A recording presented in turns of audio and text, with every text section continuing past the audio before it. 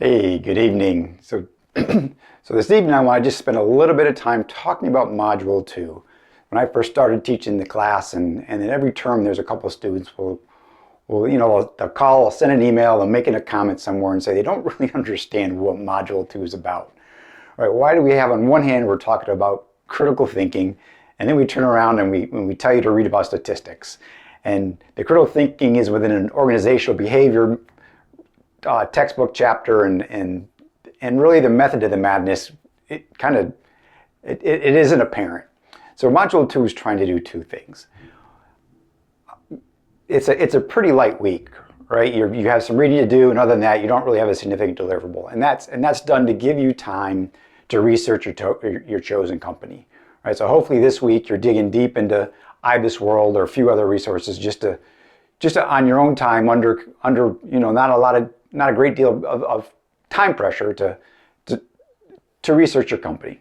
So that's kind of one piece of it. The other piece is this idea of critical thinking, and I'll do another mini lecture on it and post it after this one. So there's a number of reasons why critical thinking it's always stressed, right? And it really has to do with when decisions aren't well made, but we don't really understand why, right? So we know, we talk about this thing called critical thinking, and if you look at job ads, they say, oh, it must be a critical thinker, and no one understands what it is, and everyone says, yeah, I'm a critical thinker, and then if you ask them what it means, they're like, oh, I think critically, right? So it's why, and that's why we combine the statistics side with what you're reading in the OB. So there is if you go on to a doctorate, or maybe if there's an MBA program that's 10 years from now, there's another strategy school of thought, and it's called behavioral strategy. So behavioral strategy really asks the question, why is it so many strategies fail? Right? So there's a number, I've read the number somewhere between 60% and 80% of corporate strategic initiatives fail. Right? And there's all kinds of reasons why, before behavioral strategy was studied by academics. Right now, this is really something that's still in academia. They thought, well, people just aren't doing what they're told to do, right? We told Bob on Tuesday he's going to make wickets, and on Wednesday he's going to make fence posts, and Bob should be happy with that because we're paying him to do it.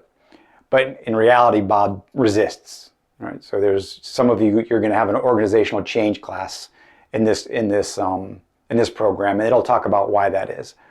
But it's really linked to where human behavior kind of thwarts strategy, and some of the behavior has to do with those making the decisions. There's a number, right? As you went through your textbook, if you have already in chapter 1, there are a couple of biases that create some poorly defined goals or poorly developed goals. And the only way to kind of counter that is through the statistics side of it, right? You need to take the human element out of it, right? And there are these biases, and I'll talk about a few in another video.